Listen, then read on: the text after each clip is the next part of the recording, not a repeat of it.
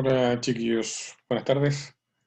Bueno, damos paso a la última patita en cuanto a las patologías del respiratorio más prevalentes, tanto en Chile como en el mundo. Por lo mismo, vamos a dar comienzo ahora con una de las patologías que está reconocida como una de las patologías del respiratorio más prevalentes, ya, más insidiosas y una de las más infecciosas. ¿Ya? Es altamente infeccioso, tiene una muy alta morbilidad, ¿ya? No así tanta mortalidad, pero sí una muy, muy alta morbilidad, ¿ya? Eh, es producida por una bacteria llamada Streptococcus equi, que es beta-hemolítico capsulado. Esta enfermedad, además de Burma, vulgarmente en el campo, se llama el mal, papera. También se llama moquillo o en inglés, ¿no es cierto? Se llama strangles.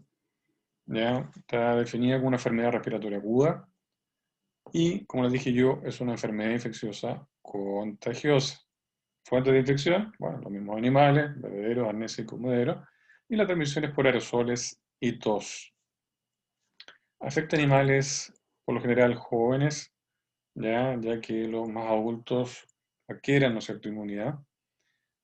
Existen vacunas, ya hoy en día en Chile también existen vacunas, ya, pero está claro que ninguna vacuna, ustedes sabrán, tiene un 100%, ¿no es cierto?, de, ¿cómo se llama?, de efectividad.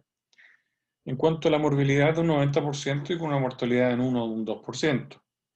Ya, lamentablemente, ustedes dirán, bueno, ¿qué pasa si total la mortalidad no es tanta? Bueno, es importante. ¿Por qué esta enfermedad? Porque puede dejar secuelas, tales como endocarditis valvulares. Imagínense un caballo de alto rendimiento, caballo inglés sin la sangre carrera, del Club Hípico Santiago, Foro Chile, Sporting Club de Viña del Mar, o de otro país incluso, con endocarditis valvular es obvio, ¿no es cierto? O que quede con un cuadro de reacción inmunomediada como una púrpura hemorrágica, ¿no es cierto? Una púrpura como tal, es obvio que ese animal va a tener una baja, un desmedro, ¿no es cierto?, en su capacidad deportiva, ¿ya?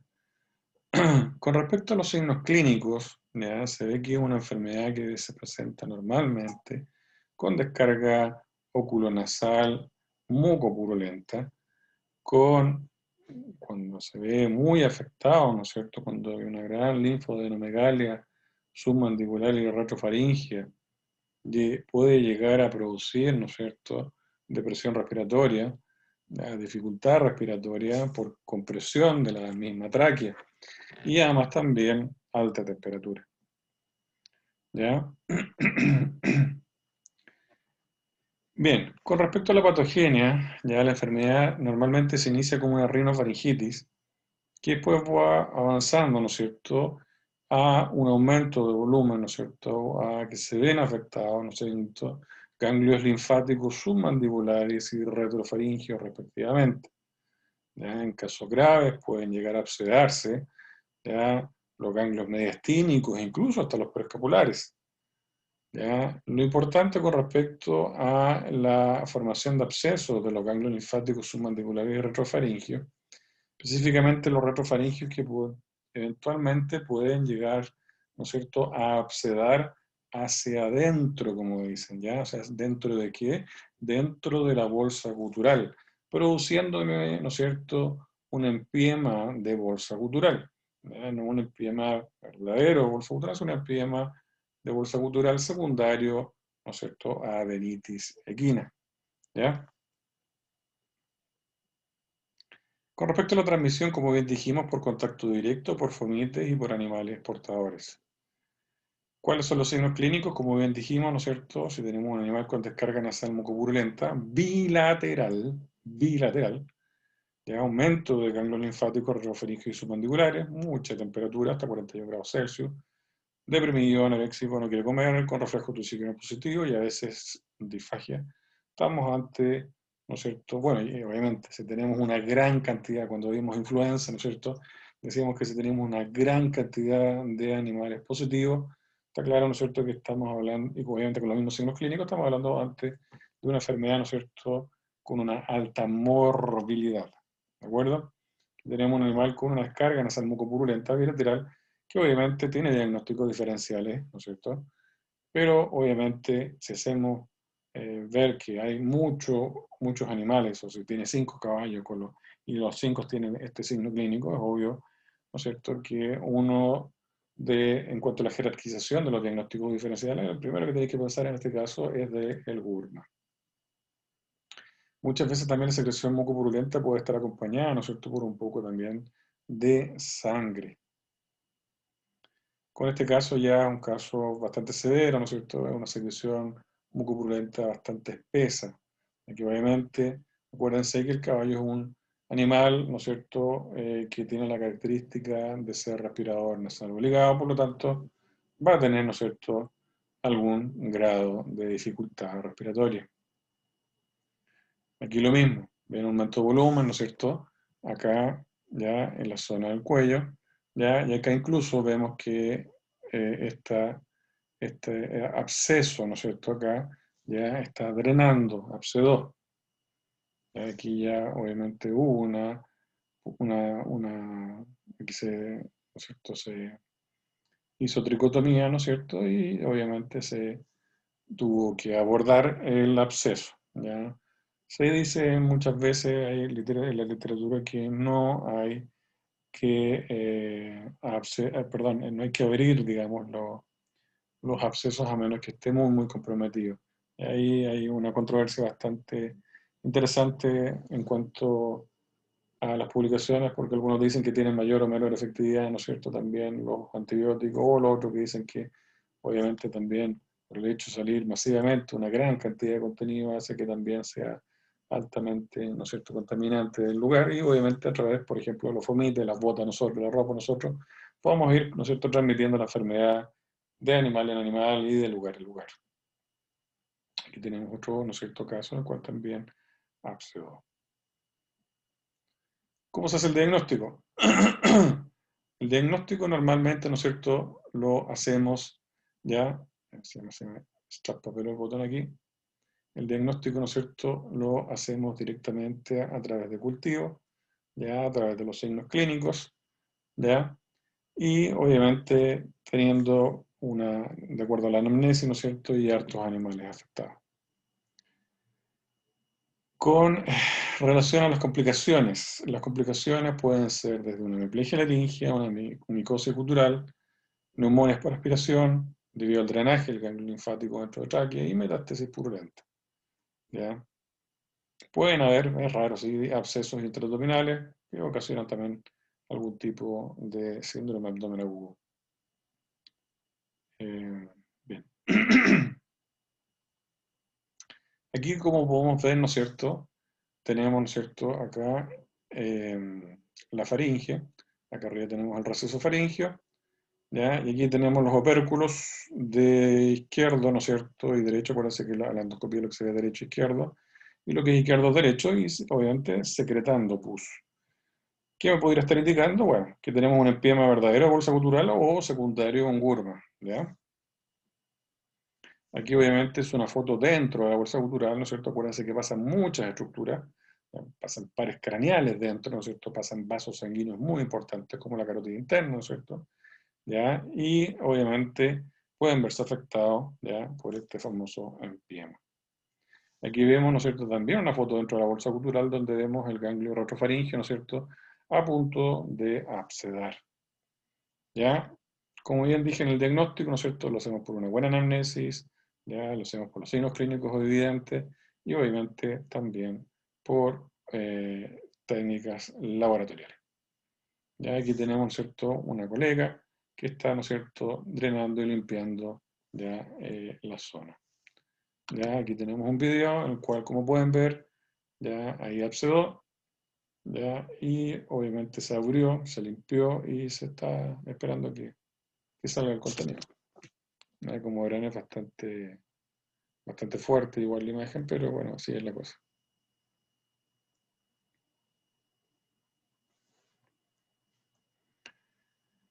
Bien, con respecto a los diagnósticos diferenciales, ya en la que es una enfermedad viral de vías respiratorias, como bien ustedes bien saben, por lo tanto, cualquier enfermedad viral de vías respiratorias puede llegar a pensarse con los signos clínicos, obviamente, con lo que es secreción nasal serosa al principio, ¿ya? También con una neumonía bacteriana, con un empiema verdadero, bolsa cultural o abscesos ocasionados por bacterias diferentes a Streptococcus equi. ¿De acuerdo? Con respecto al tratamiento, aquí vamos a ver una foto, perdón, un video en el cual, ¿no es cierto?, se ve un caso, ¿no es cierto?, de un caballo, ¿ya?, con incapacidad para poder tragar, ¿eh? Y con descarga nasal mucopurulenta.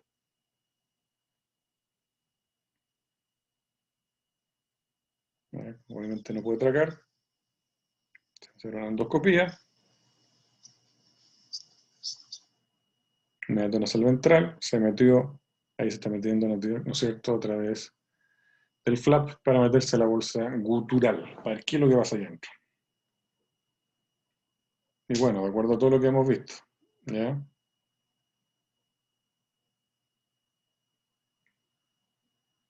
¿Qué características tiene? ¿Ya? Ahí está. Ahí tenemos, ¿no es cierto?, ¿ya?, la bolsa gutural, y lo que se mostró ahí, ¿no es cierto?, fue el ganglio, ¿no es cierto?, retrofaringio, bastante aumentado de volumen. ¿Mm? Se examina, ¿no es cierto?, el compartimiento lateral y medial, ¿ya? Se examina, ¿no es cierto?, vaso sanguíneo. Vean ustedes, ¿no es cierto?, ahí tenemos un absceso del linfonódulo, ¿ya?, a punto de reventar, burdamente dicho, a punto de acceder. Por lo tanto, aquí, ¿qué es lo que va a hacer?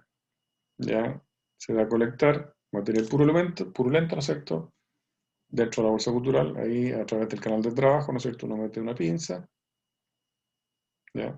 Y ahí, como vieron, se hizo una pequeña muesca, ¿ya?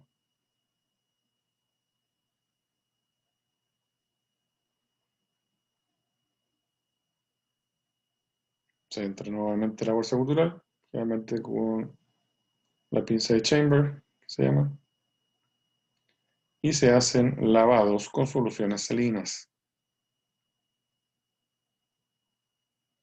Ya se hacen sucesivas lavados de la bolsa cultural, en este caso, ¿no es cierto?, obviamente, como vieron, ya teníamos un absceso, ¿no es cierto?, del ganglio retrofaringio, se abrió, ¿no es cierto?, y ahora se hace el lavado de la bolsa cultural.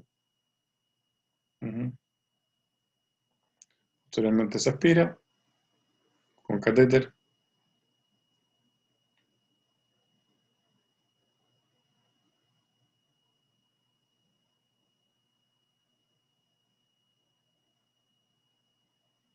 Se lleva cierto cultivo y se hace el diagnóstico de la enfermedad. Muchas veces es obvio, pero es bueno hacer, digamos, el cultivo para el diagnóstico definitivo. ¿De acuerdo? Bien. Acá tenemos otro caso, ¿ya?, que se trató en el campo, en Estados Unidos, y como pueden ver hay un gran aumento, ¿ya?, hay un gran absceso, ¿ya?, producto de la adenitis equina en este animal. Y por lo tanto está produciendo, ¿no es cierto?, un distrés respiratorio, y por lo tanto hay que ayudar a ese animal porque incluso puede llegar a morir, ¿no es cierto?, por compresión traqueal. ¿De acuerdo?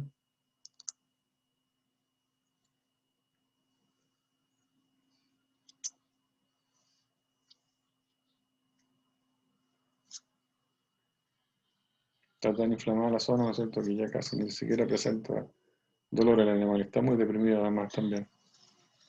Y vean la cantidad de pus que empieza a salir.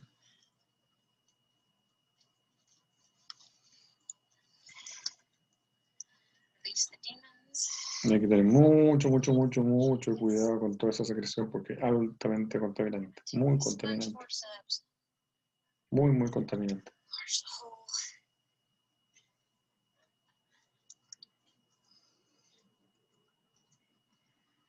Como les dije, esta es una enfermedad que tenemos acá en Chile, está presente en Chile. Está presente en todo el mundo.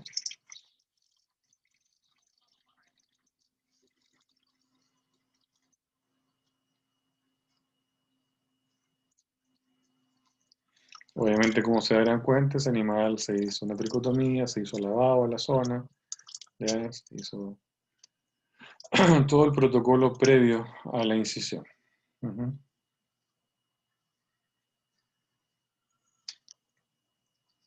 Y obviamente el animal se va a empezar a sentir mucho mejor, el distrés respiratorio, ¿no es cierto?, va a terminar, y obviamente aquí tiene que ir acompañado con tratamiento con antimicrobiano por vía parenteral.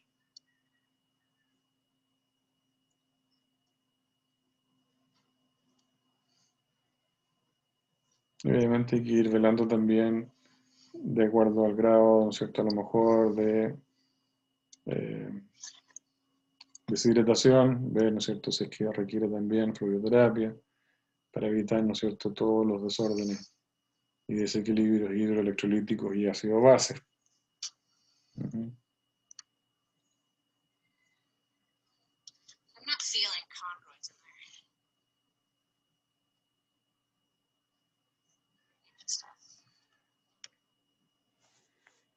Bien.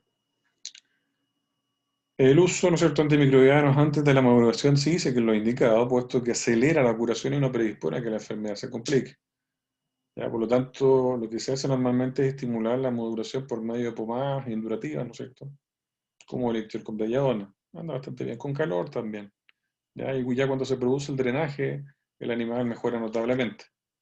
¿Ya? Ahora, si es que realmente, como les digo, tenemos un animal que tiene compromiso respiratorio, con distrés respiratorio, con disnea, no, es obvio que uno tiene que abrir. ¿Ya? Según los casos, puede ser importante intervenir quirúrgicamente, como bien dice ahí, ¿no es cierto?, abscedados para acelerar la curación. Bueno, ahí hay, como les digo yo, hay dos bandos ahí que dicen uno que sí y otro que no. ¿Ya? La apertura de los abscesos se realiza cuando están blandos a la palpación, mediante incisión en zonas donde se facilita la eliminación de pus, obviamente, donde haya, ¿no es cierto?, la gravedad. ¿Ya? Y es útil la colocación de drenaje y el lavado de cavidad con yodo, pudillona diluido en agua. Hay que tener mucho cuidado con eso porque obviamente también produce mucha irritación, así que yo no... Bueno, ahí hay cada uno con su receta de cocina, ¿ya? Y para el empiema bolsa cultural se hacen frecuentes lavados también de la bolsa cultural con su solución salina 0,9%, como tal cual lo vimos en el video. Ya para cuadros, obviamente para el dolor y que sirva como diurético y todo, ¿no es cierto? Obviamente se utilizan desde la fenilbutazona, ¿no es cierto? Se puede utilizar fluoxetina de melumine, ya, etcétera. Ya, cualquier tipo de AINE que también cumpla acción diurética, ya. Y el tratamiento también se complementa con soluciones cristaloides, ya, ya en caso de que el animal no haya comido, ¿no es cierto? Y obviamente para mejor restaurar rápidamente, ¿no es cierto?, todas las funciones del animal. Muchas veces incluso se tienen que realizar traqueotomías de urgencia, obviamente como les dije yo en caso de asfixia. ¿Ya? Y eso. Y antibióticos por vía parenteral, ¿no es cierto? Normalmente aquí estamos hablando, ¿no es cierto?, de Streptococcus equi, ¿ya? Estamos hablando de una bacteria gram positiva, por lo tanto con beta-lactámicos como la penicilina. En este caso la gesódica potásica anda bastante bien, 20-40 mil unidades internacionales por kilo endovenoso cada 6 horas. Se puede utilizar también junto con oxitetra, hay que tener cuidado obviamente también, tiene efectos secundarios, ya hay colegas que no lo usan. Fenilbutazona, como le dije yo, también como AINE o flunixin de milumine, y a veces también algunos indican furosemida. Con respecto a las consecuencias y secuelas, aquí hay que tener mucho cuidado, por lo tanto el tratamiento tiene que ser agresivo y rápido en cuanto al uso de antimicrobianos para evitar, ¿no es cierto?, que siga avanzando la enfermedad. Ya, porque puede producirse, como les dije yo, como púrpura hemorrágica, ¿no es cierto?, empiema, bolsa gutural, cuadros septicémicos que puedan afectar incluso, ¿no es cierto?, eh, articulaciones, ¿ya? Producir cuadros neumónicos, ¿ya?, compresiones traqueales, etc. Aquí tenemos un cuadro de endocarditis bacteriana. Está claro que ese caballo no me va a servir, ya no me sirvió porque obviamente estamos en plena necropsia, ya para algún tipo de actividad deportiva. Y como medida profiláctica, obviamente, evitar la diseminación de microorganismos a otros caballos, haciendo una buena limpieza, ¿no es cierto?, tu bota, tu ropa, ¿ya? Hacer que todas esas secreciones sean, ¿no es cierto?, bien eliminadas, ¿ya? Identificando a los portadores, aislando a los positivos, ¿no es cierto?, controlando con vacunas, y eso. ¿ya? Es una enfermedad que lamentablemente la tenemos y vamos a tener que seguir con ella conviviendo día a día. Ya que en Chile, obviamente, como les dije yo, está presente. Aquí tenemos una de las vacunas que se utiliza, la Eculis Strep D, ¿no es cierto? Es una vacuna biorecombinante, ¿ya? Contiene contiene, perdón, el Streptococcus aureus recombinante, una cepa mutante, según registro SAC 2181B. Bien, aquí más o menos un programa de vacunaciones, aquí hay uno, ¿no es cierto? Administrar dos vacunaciones separadas por 4 semanas, pues hay revacunaciones para producir efecto booster, y después, ¿no es cierto?, se hace cada año. Vámonos ahora a otra patología, que es la hiperplasia faríngea linfoide. Hiperplasia faríngea linfoide. Es una enfermedad benigna, la mayoría de las veces. Se produce, ¿no es cierto?, normalmente en animales jóvenes. Se trata de una inflamación aguda de la faringe, ¿ya? Se produce un aumento de volumen de todos los acúmulos linfoides que se presentan ahí, y hay generalmente en respuesta a tener contacto con virus tales como influenza, herpesvirus tipo 1 tipo 4, arteritis viral, estreptococcus, etc. Y se producen estas famosas hiperplasias reactivas, ¿ya? Benignas, como les digo yo, depende. Si hablamos de un animal de alto estándar y tenemos una hiperplasia faríngea, ¿no es cierto?, de alto grado, obvio que vamos a tener intolerancia al ejercicio. Así que hay que tener cuidado, ¿de acuerdo? Ahora bien, existen inflamaciones crónicas también que reciben el nombre de hiperplasia linfoide faríngea, la hiperplasia folicular o foliculitis faríngea, y patología, es una patología, como bien dice, observada con frecuencia en equinos jóvenes, como bien dije yo. Ya, de hecho, casi todos los animales pueden y van a sufrir este tipo de patología. Ya, casi, imagínense, casi el 90% de los potrillos de 2 años muestran una hiperplasia faríngea grado 2. Obviamente no, no incurre en mayor problema. ¿De acuerdo? La reacción, es un cuadro de reacción frente a, como dije yo, la reacción frente a contacto con agentes etiológicos virales o bacterianos. A medida que va avanzando los años, ¿no es cierto?, el animal obviamente se hace cada vez más inmunocompetente y está claro que se presenta menor prevalencia.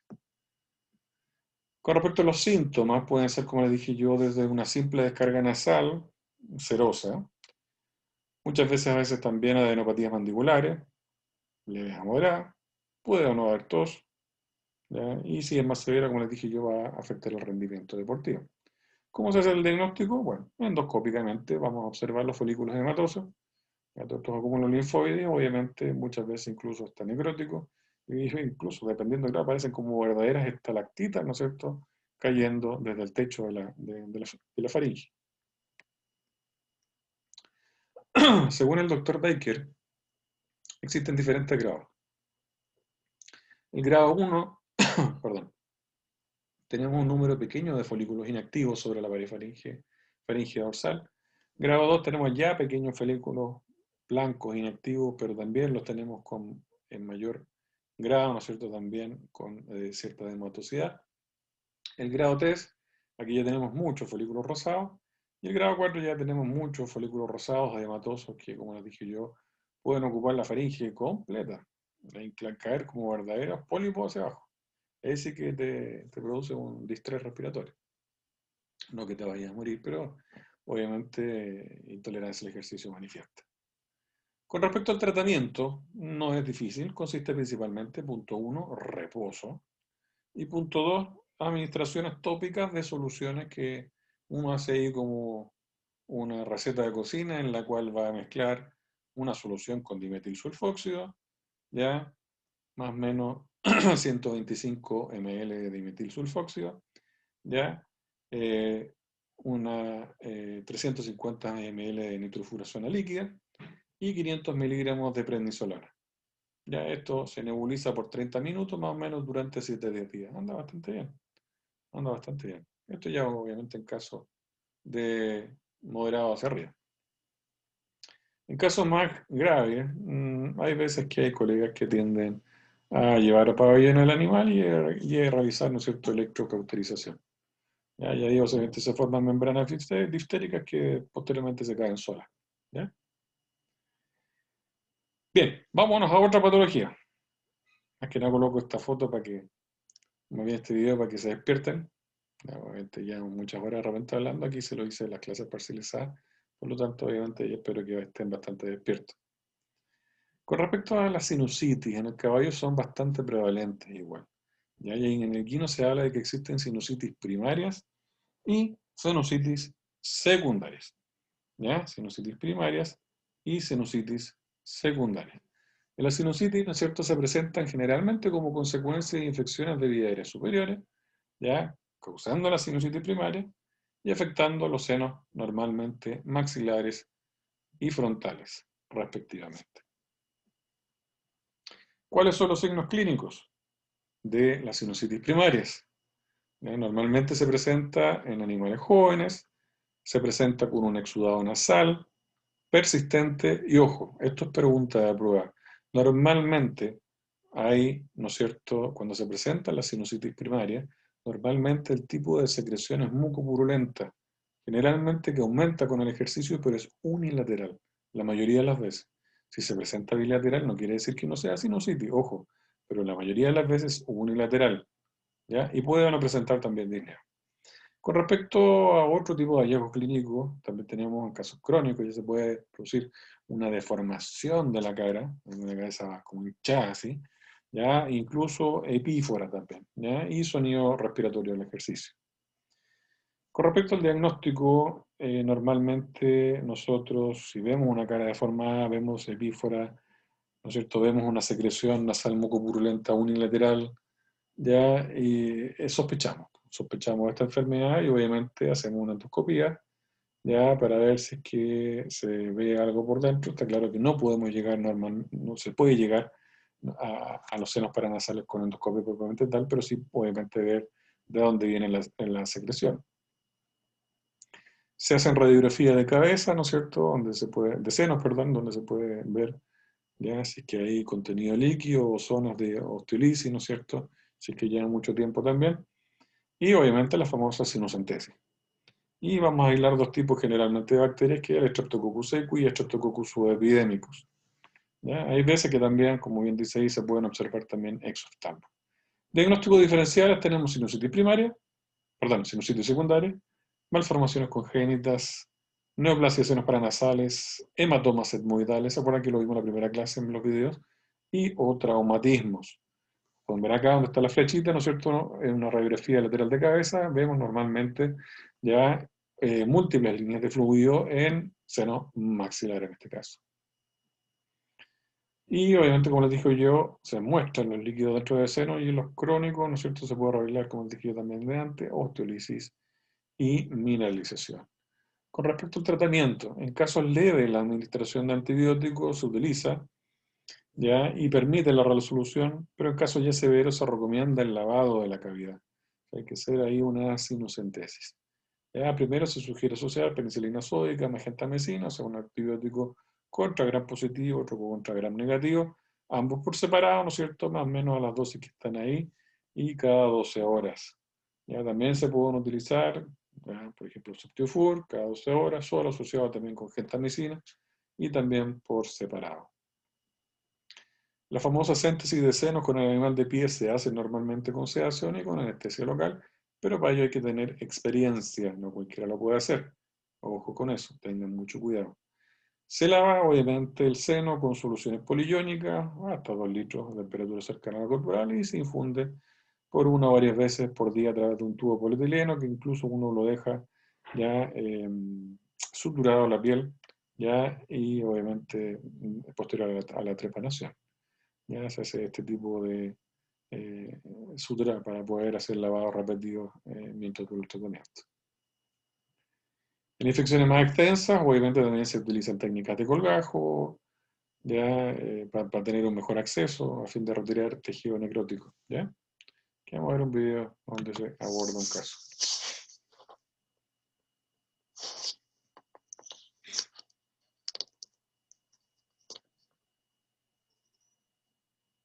Como ven, ¿no es cierto? Ahí se hizo una sinusentesis, ¿ya? Se colocó, ¿no es cierto?, un catéter para poder hacer lavado, ¿ya? Y posteriormente cierran por segunda intención sin ningún problema.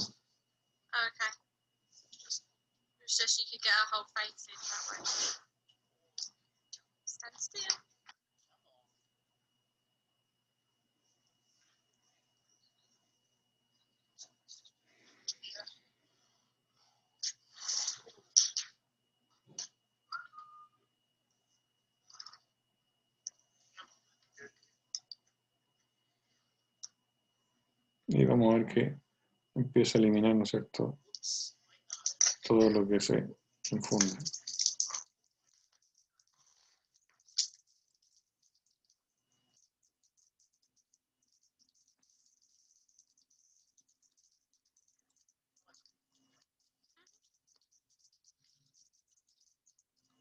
¿Cuántos lavados? Bueno, cuántos sean necesarios, dependiendo de la experiencia de cada uno y de los días que sea necesario, ¿no es cierto?, en la cual se vaya evaluando, ¿no es cierto?, que vaya saliendo, ¿no es cierto?, el contenido, obviamente, lo más limpio posible.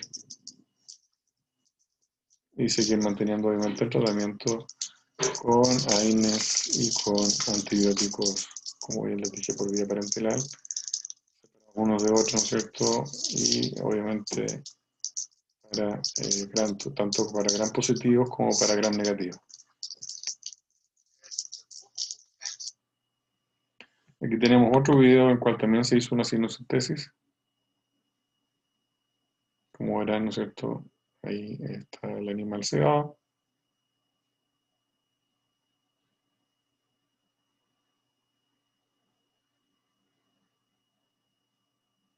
Y vean cómo sale el contenido. Eso no es leche condensada.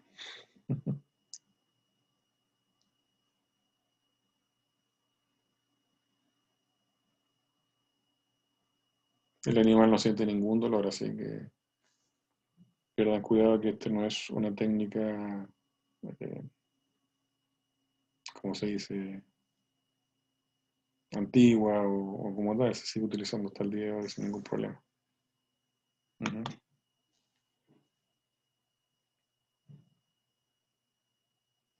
Creo que este video no se veía, no sé por qué. Esperar un segundo, si no se los quedo debiendo. No se ve. Continúo.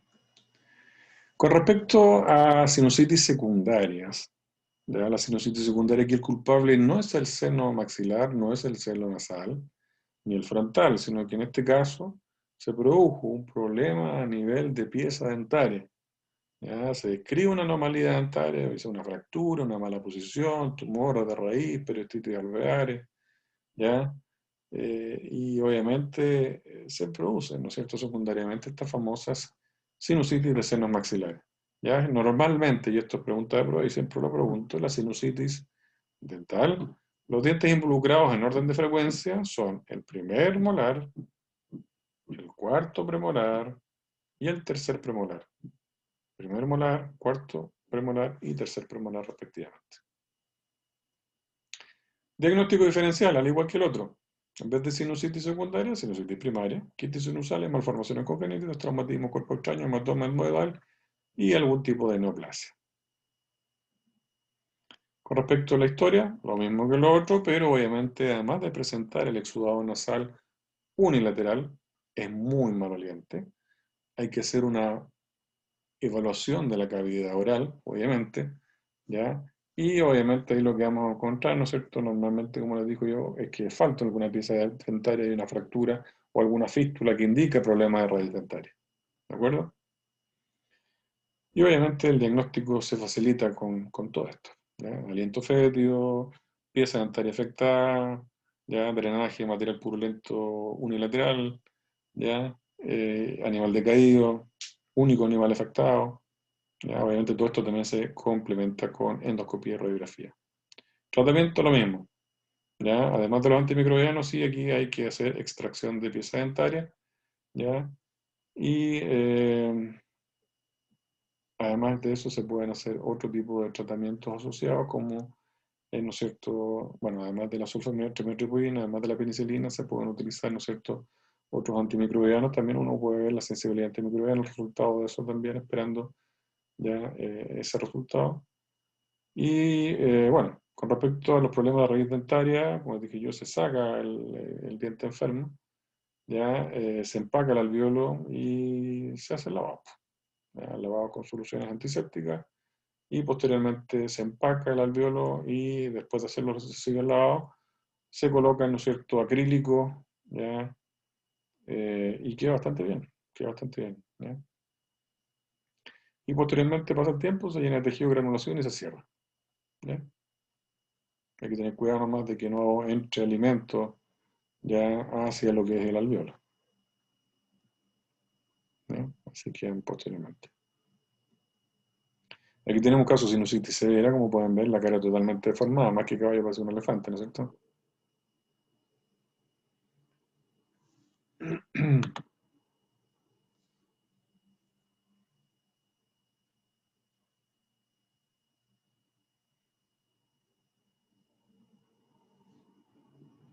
Vamos ahora a otra patología que es la hemorragia pulmonar inducida por el ejercicio.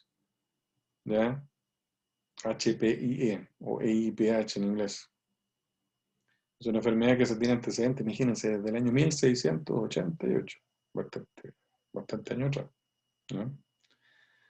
Autores señalan que este sangramiento por ejercicio es un fenómeno fisiológico que resulta del ejercicio extremo, y que el caballo está preparado genéticamente por un esfuerzo fisiológico prolongado, pero a velocidad submaximal.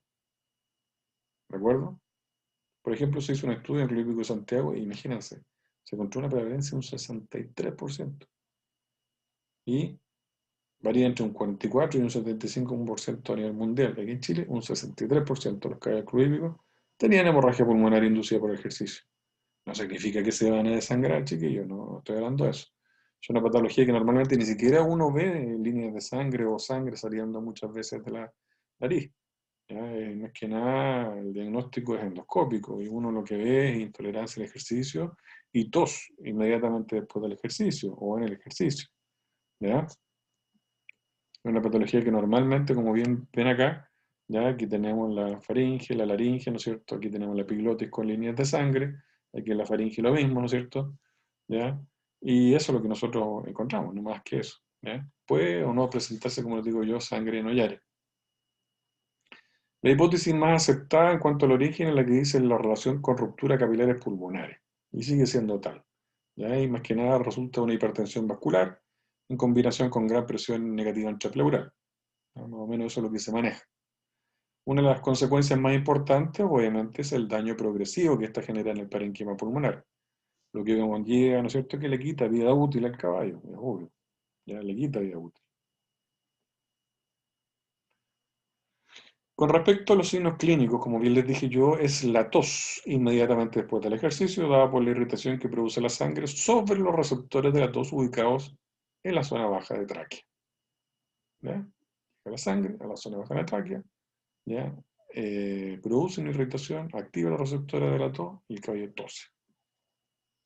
Ya aquí vemos diferentes grados, ¿no es cierto? Líneas de sangre, ¿no es cierto? Aquí está la carina traqueal, ¿no es cierto? Aquí está la tráquea, ya tráquea con líneas de sangre, aquí obviamente se ve bastante sangre, ¿no? A nivel de carina traqueal, obviamente esta sangre viene desde el pulmón, ¿de acuerdo?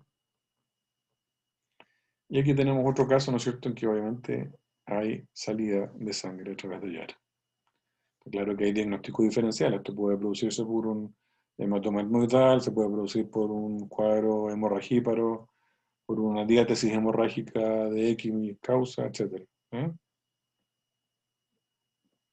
¿Cuál es el tratamiento? Normalmente, pues como les dije yo que se presenta en aquí en inglés en la sangre de carrera, ya normalmente se utilizan diuréticos. Y el que más se utiliza es un diurético de asa, que no es doping, y que es la furosemida. ¿Ya? También hay gente que coloca antihipertensivos, broncodilatadores, drogas para disminuir la viscosidad, parches nasales, cosas que no funcionan mucho. Lo más utilizado es la furosemida previo a la carrera. ¿De acuerdo? Eso disminuye la resistencia pulmonar, presión arterial sistémica, y obviamente así, disminuye el sangrado. Lamentablemente sigue siendo un dolor de cabeza porque aún no se establece bien el origen de la enfermedad, ni un tratamiento obviamente 100% preventivo. ¿Ya? Bien, ¿qué es lo que es esto? Bueno, aquí tenemos la laringe, vemos la epiglotis y está ulcerada. Tenemos una epiglotitis, ¿no es cierto? Y además no tenemos los bordes aserrados, característico de la epiglotis. Bueno, ¿qué será? Atrapamiento aritenoepiglótico. Otra de las patologías que tenemos que ver. Y se produce cuando el pliegue subepiglótico y los pliegues aritenoepiglóticos laterales se colocan encima del vértice de la epiglotis. Es como que se colocara, ¿no es cierto?, un saco de dormir encima de la epiglotis. ¿Ya? ¿Cuáles serían estos factores predisponentes del atrapamiento eritenoepiglótico? Por ejemplo, tener una epiglotis demasiado corta, que existan quistes subepiglóticos que están debajo de la epiglotis, engrosamiento de los cartílagos epiglóticos, desviación de la punta de la epiglotis, o incluso necrosis de punta de epiglotis, que es raro, pero puede ocurrir. ¿De acuerdo? Aquí tenemos una forma normal, ¿no es cierto?, la, eh, de cómo se llama la epiglotis. Ah, bueno, una cosa importante. Esta patología llamada atrapamiento eritenoepiglótico tiene tres formas de presentación. Una forma permanente, una intermitente y otra a gran velocidad. Por lo tanto, sí, obviamente para esto hay que hacer endoscopía. Pero, obvio, como nos está diciendo que si se presenta en tres formas, ¿ya? Y por ejemplo, si se presenta a gran velocidad, es obvio que teníamos que hacer una endoscopía inmediatamente después de hacer el trabajo, o de hacer una endoscopía dinámica, que sería lo ideal, ya sea sintergométrica o con este famoso, ¿no es cierto?, endoscopías dinámicas a distancia, ¿ya? Porque es la única forma que vamos a ver que se va a atrapar la epiglotis, ¿ya? En reposo, haciendo endoscopía de reposo, no se va a poder visualizar. Y por lo tanto, van a quedar pillos, pues no van a llegar al diagnóstico. Con respecto a la sinología, vamos a tener tos crónica, obviamente intolerancia al ejercicio, puede o no haber disnea, puede haber una odifagia, secreción nasal, raro, subluxación de velo palar y, bueno, a veces también ruido respiratorio, ¿ya? Que puede estar presente. El diagnóstico, como bien les dije yo, endoscopía, ¿ya? Y la endoscopía idealmente en reposo y dinámica, las dos, ¿ya? Obviamente, para hacer la endoscopía ya dijimos cómo se hace, las características del endoscopio, las medidas de bioseguridad, tanto para usted como para el animal, ¿no es cierto?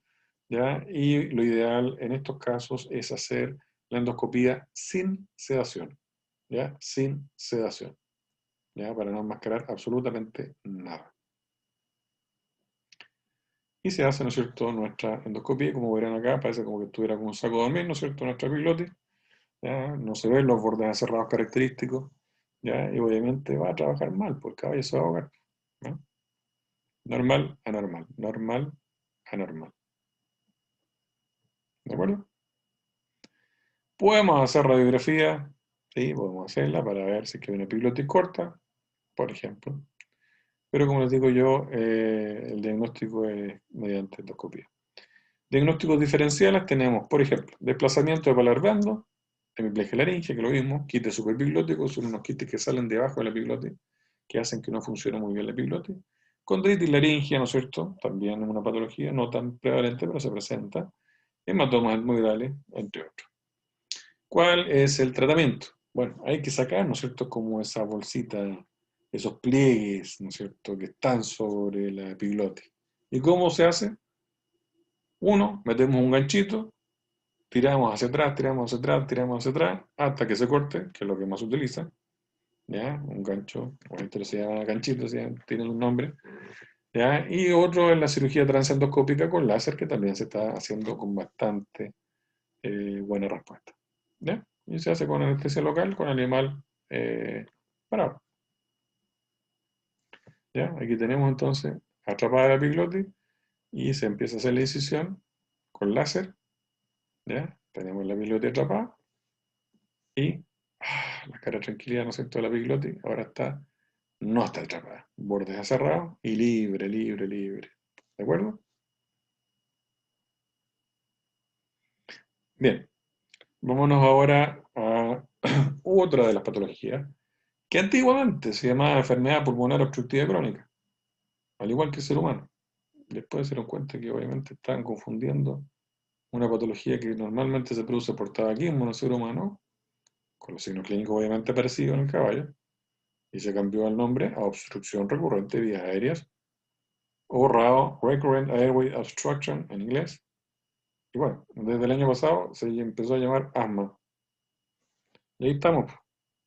Se está utilizando por muchos todavía obstrucción recurrente de vías aéreas, y otros lo están llamando asma. ¿Ya? Lo que más se está llamando ahora es asma equina.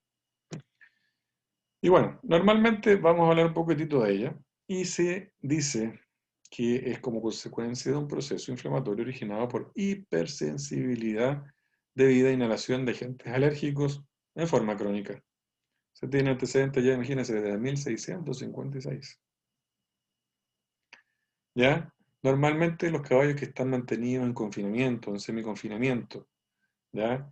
Que lamentablemente no se sacan en el momento de hacer la limpieza, sino que se hace el lavado, la pasada, ¿no es cierto?, de escoba adentro, pasa el polvo en suspensión, el caballo inhala todo eso.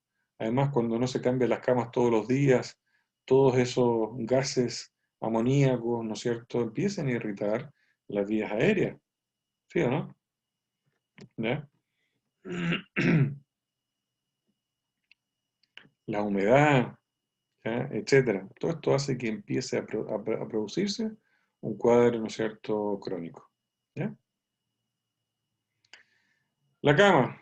La cama, acuérdense que siempre tiene que tener, ojalá, la menor cantidad de polvo posible y de alérgenos posible. Pero eso no ocurre nunca. ¿Ya? Los materiales usados comúnmente para la cama son la viruta, serrín, paja. Bueno, obviamente son excelentes para absorber humedad, pero si es que no hace un buen mantenimiento, no tenemos buena ventilación, vamos a tener gases amoníacos, gases metanos, desechos orgánicos, ácaros del polvo, componentes de pared celular de bacterias y hongos, y eso me va a producir una respuesta inmunitaria alérgica pulmonar yegua, ¿ya? Como esta, ¿ya? Normalmente una pesebrera, no de las cuicas, sino que las normalitas, son así, ¿no es cierto?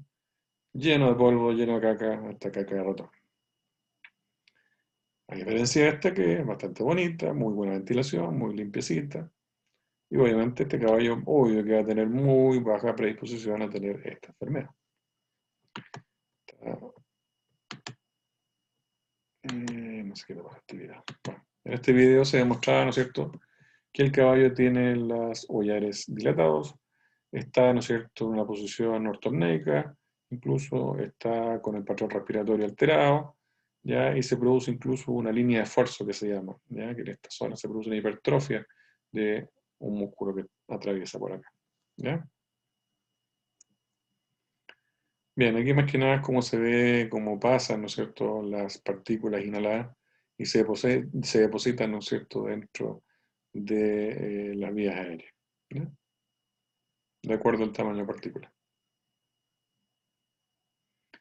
Y obviamente aquí también, ¿ya? Cómo se va produciendo el cuadro, ¿ya? Se activa el aparato mucociliar y obviamente comienza el proceso. Vean ustedes esta endoscopía, ¿no es cierto? Vemos una zona bien hiperémica y broncoespástica, ¿ya? Hay mucha tos, empieza la secreción purulenta y mucopurulenta, a medida que se empieza a secretar, se empieza a infectar el animal incluso también, ¿ya? Vamos a ver en la endoscopía esa famosa secreción purulenta o mucopurulenta, ya como les dije yo, la mucosa se ve totalmente hiperémica, ¿ya? Por lo tanto, como les dije yo, buena ventilación, sacar los animales antes de limpiar las pesebreras, ya, ojalá con una cama adecuada, limpia. Y bueno, aquí hablando un poquitito con respecto a la característica de los alérgenos inductores, tenemos las esporas de Aspergillus fumigatus.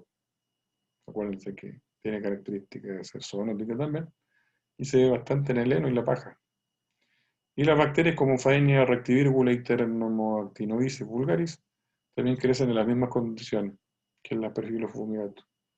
También podemos encontrar nuestro amigo Rhodococcus sequi, ¿ya? Todo esto dentro de nuestra camita. Y los famosos ácaros del polvo, Cheletus eruditus, Acarofarris, alérgenos de por sí, que se alimentan de esporas de hongos. Obviamente, como todo ser vivo, también tiene que hacer caquita y después se eliminan como pellets fecales, ¿ya? Y se ha visto que el mayor número de ácaros en zona, perdón, en el heno, está directamente relacionado con el mayor cantidad de esporas de hongo. ¿Ya? Aquí tenemos una infección por Aspergillus fumigatus. ¿Ya? Debemos tener siempre suficiente agua, una buena ventilación, como les dije yo. Y con respecto al tratamiento, aquí hay varias recetas de cocina. Normalmente, si es que hablamos de un cuadro agudo, ya tienden a responder bien, ya con glucocorticoides, que es el tratamiento de elección para este tipo de problema pulmonar alérgico, ya que ellos alteran la transcripción de proteínas, ¿no es cierto? Ustedes todos saben, lo hablaron con el doctor Luas, ¿no es cierto? Ya bloquea la producción y liberación de citoquina, disminuye la presencia de moléculas de adhesión, influye en la presencia de células que media la inflamación, estabiliza la membrana, etc. ¿Ya? Todos ustedes saben la función de los glucocorticoides. Ahora bien, ¿cuál es el glucocorticoide de elección? Esa es la pregunta. Esta. La prednisolona oral, 2,2 miligramos por kilo, es altamente efectiva en el tratamiento del asma equina. ¿Ya? La prednisolona oral. También se pueden utilizar mucolíticos en caso de que haya excesiva cantidad de secreción, ¿no es cierto? Como por ejemplo la bromexina, que anda bastante bien, ¿ya? Y también se puede utilizar para eliminar, ¿no es cierto?, la cantidad de moco. Se coloca, ¿no es cierto?, a cocer, ¿ya?, en una olla grande.